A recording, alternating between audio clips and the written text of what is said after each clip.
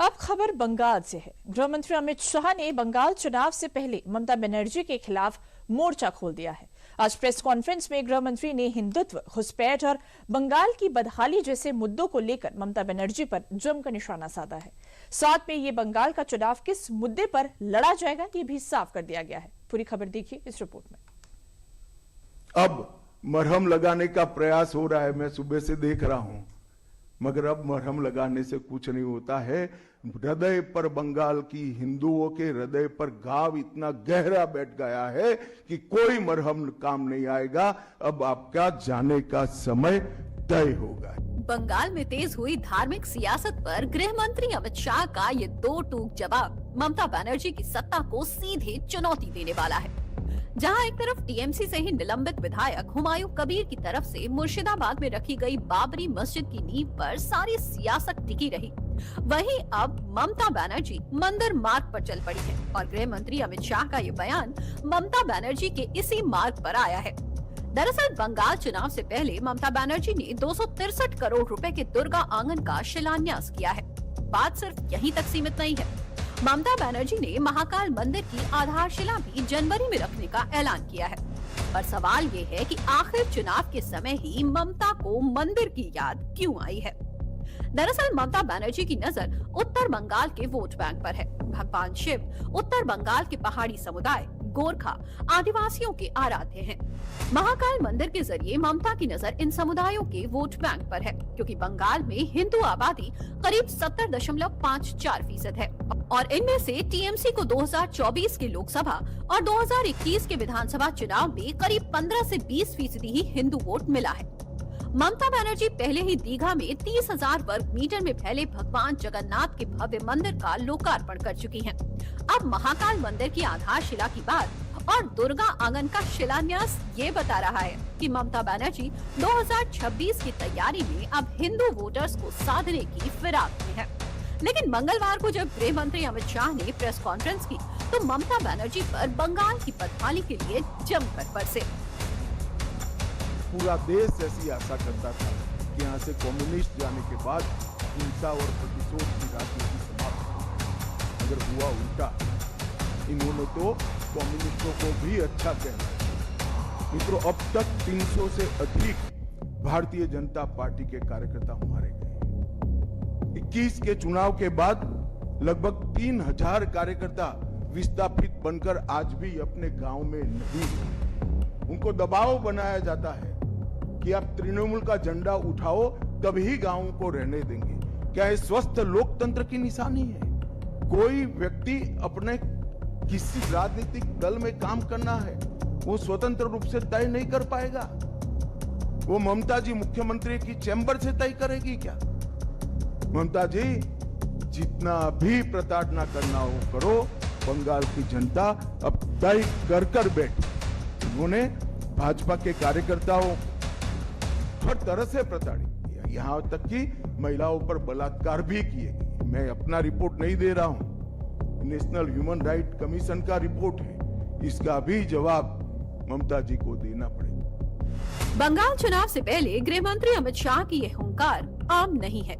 एक तरफ जब ममता बनर्जी हिंदू वोटर्स को साधने वाली सियासत कर रही हैं, तो वहीं दूसरी तरफ गृह मंत्री आम मुद्दों के साथ सवालों की झड़ी लगा रहे हैं। बंगाल में घुसपैठ सदाबहार समस्या रही है और इसीलिए इस बार अमित शाह ने ममता बनर्जी को तथ्यों के साथ घेरा है। ममता जी, मैं आज आपको इस सार्वजनिक प्रेस वार्ता में पूछना चाहता हूं कि कौन सी सरकार है बांग्लादेश की पूरी सीमा पर जो वाड़बंदी करने के लिए, बॉर्डर पर फेंसिंग करने के लिए जमीन नहीं देती है? अगर आप जवाब न दे पाए तो मैं ही देता हूं। आपकी ही सरकार है जो जमीन नहीं देती है, जिसके कारण फेंसिंग का काम समाप्त नहीं होता। जब तक फेंसिंग नहीं होती है तब तक बीएसएफ सुरक्षा नहीं कर सकती है। बीएसएफ को भूमि देनी पड़ेगी फेंसिंग के लिए भारत सरकार को। मेरे स्तर पर मैंने 7 पत्र लिखे ममता बनर्जी को। ये 6 साल के अंदर 3 बार गृह सचिव यहां कर मीटिंग कर गए चीफ सेक्रेटरी से। मैं पूछना चाहता हूं तृणमूल कांग्रेस की सरकार को, जमीन देने में क्या डर है? कि आपकी कोई रिस्पॉन्सिबिलिटी नहीं है, या आप घुसपैठ होने देना चाहते हो? और फिर भी नदी नाले जंगल कहीं से कोई घुसपैठिया आ जाता है, कहां आता है? सबसे पहले गांव के थाने और पटवारी के बगैर कोई रह सकता है? इसके डॉक्यूमेंट कौन बना रहा है? बंगाल सरकार बना रही है। देश भर से जो घुसपैठिए पकड़े जा रहे हैं, इनके पास से बंगाल के डॉक्यूमेंट, फर्जी डॉक्यूमेंट पकड़े जाते हैं। जबकि दूसरी तरफ घुसपैठ के लिए ममता बनर्जी मात्र आरोप प्रत्यारोप का खेल खेलती हैं। लेकिन इस बार गृह मंत्री ने साफ कर दिया है कि जमीन के अधिग्रहण में टीएमसी की तरफ राजनीति की जाती है, और टीएमसी ये राजनीति इसलिए करती है क्योंकि घुसपैठ से वोट बैंक का कन्वर्जन हो रहा है। क्या बंगाल की मुख्यमंत्री जवाब दे सकती है कि असम में घुसपैठ क्यों बंद हो गई? त्रिपुरा में घुसपैठ क्यों बंद हो गई? गुजरात और राजस्थान की बॉर्डर पर घुसपैठ क्यों नहीं होती है? पंजाब की बॉर्डर पर घुसपैठ क्यों नहीं होती है? कश्मीर की बॉर्डर पर घुसपैठ क्यों नहीं होती है? सिर्फ बंगाल में क्यों होती है? क्योंकि आपकी निगहबानी में घुसपैठ कराई जाती है, और बंगाल को धीरे धीरे डेमोग्राफी चेंज कर कर आप आपकी वोट बैंक को पुख्ता करनी चाहती है। बंगाल की जनता अब जान गई है और इसके खिलाफ लामबंद भी हो रही है। और मुझे मालूम है अगला चुनाव घुसपैठियों को निकालने के मुद्दे पर और घुसपैठ रोकने के मुद्दे पर लड़े जाने वाला है, क्योंकि न केवल ये बंगाल का अब मामला रहा है। मैं आज बंगाल की जनता को इस प्रेस वार्ता के माध्यम से बताने आया हूं कि बंगाल की बॉर्डर से हो रही घुसपैठ सिर्फ बंगाल का मामला नहीं रहा है, अब ये राष्ट्रीय सुरक्षा का मामला। घुसपैठ के मुद्दे पर गृह मंत्री अमित शाह ने बंगाल चुनाव में लकीर खींच दी है, और ये आभास शायद ममता बनर्जी को भी है। इसलिए वो सॉफ्ट हिंदुत्व की सियासत को तूल देने में जुट गई हैं, क्योंकि मुस्लिम वोट बैंक पहले से ही टीएमसी का मजबूत पक्ष रहा है। बंगाल में कुल मुस्लिम आबादी करीब 27% है। 2016 के विधानसभा चुनाव में टीएमसी को 51% वोट मिले, जबकि बीजेपी को करीब 6% मिले थे। 2021 के विधानसभा चुनाव में टीएमसी को 75% वोट मिले, जबकि बीजेपी को करीब 7% मिले थे। हालांकि 2026 के चुनाव में ममता का ये वोट बैंक खिसक सकता है, क्योंकि उन्हीं की पार्टी के हुमायूं कबीर उनके खिलाफ अपना उम्मीदवार उतारने का ऐलान कर चुके हैं, और इससे वोट का छिटकाव होगा ही। लिहाजा बनते समीकरण भी बीजेपी के पक्ष में जा सकते हैं, और गृह मंत्री ने प्रचंड बहुमत से सरकार बनाने का दावा कर दिया है। 2014 के चुनाव में हमें 17% वोट और 2 सीट मिले थे। 2016 के विधानसभा चुनाव में हमें 10% वोट मिले और विधानसभा की केवल 3 सीटें मिली थी।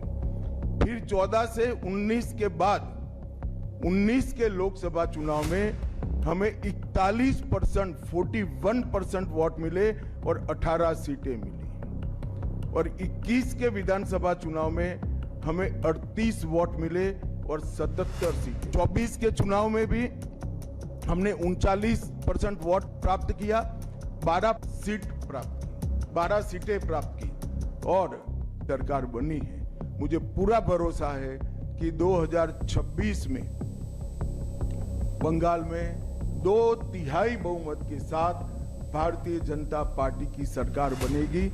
ये बंगाल की जनता तय कर बैठी है। फिलहाल गृह मंत्री अमित शाह ने घुसपैठ से लेकर हिंदुत्व के मुद्दे तक ममता बनर्जी को घेरा है, और 2026 में उनकी विदाई की बात भी कह दी है। दूसरी तरफ ममता बनर्जी हिंदू वोटर्स को साधने का दांव चलती दिखाई दे रही हैं।